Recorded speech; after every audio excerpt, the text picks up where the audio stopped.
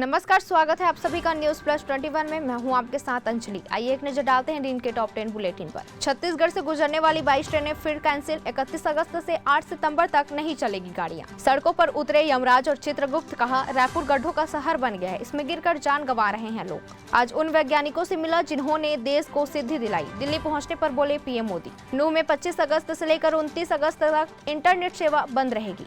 Kolkata police ने पाकिस्तानी जासूस गिरफ्तार किया। इसके पास भारत से जुड़े कई संवेदनशील डॉक्यूमेंट भी मिले। G20 की सुरक्षा में सीआरपीएफ की स्पेशल 50 टीम होगी तैनात। शामिल होंगे 1000 रक्षक। इस हफ्ते सोने चांदी में रही तेजी। सोना फिर 49,000 के करीब पहुंचा। चांदी 3,000 रुपए से ज्यादा बढ़ी।